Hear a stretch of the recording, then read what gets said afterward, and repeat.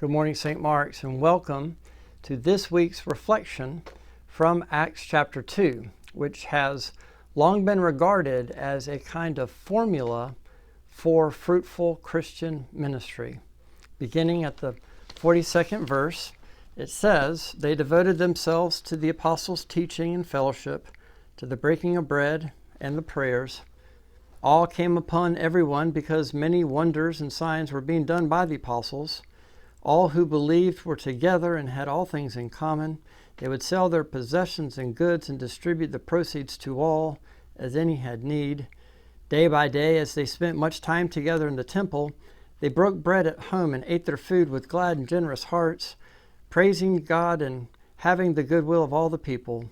And day by day, the Lord added to their number those who were being saved."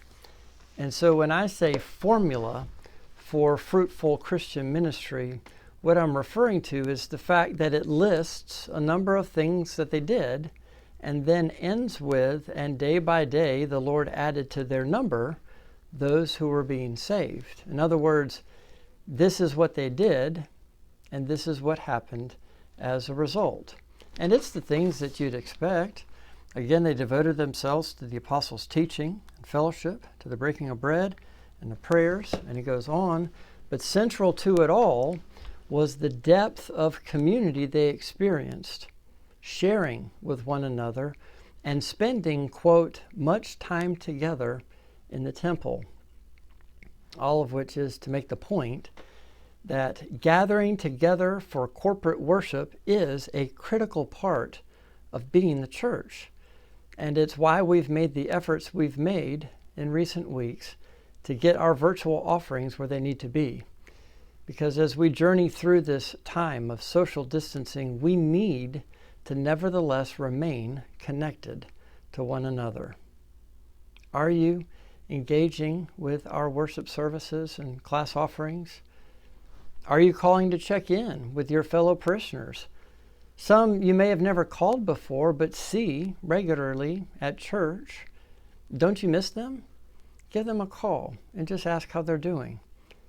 They devoted themselves to the apostles' teaching, it says, and to fellowship. The church that Jesus Christ established was a community of disciples who cared deeply for one another and loved spending time together. Very reflective of our community of faith here at St. Mark's. But we currently have this huge barrier to overcome, don't we? So let's overcome it. Speaking of which, did you know that this Sunday is Youth Sunday? It's true. And a team of folks have been working hard behind the scenes to make it a fun and meaningful experience for all, but especially for our seniors and for their families. So please join us for it this Sunday at 9 a.m. It will flow very much like it has in years past, except that instead of taking place during the announcements before communion, it will take place immediately following the Liturgy of the Word at the conclusion of our worship. Congratulations to our seniors, and again, please join us for this annual St. Mark's tradition. Now, go in peace to love and serve the Lord.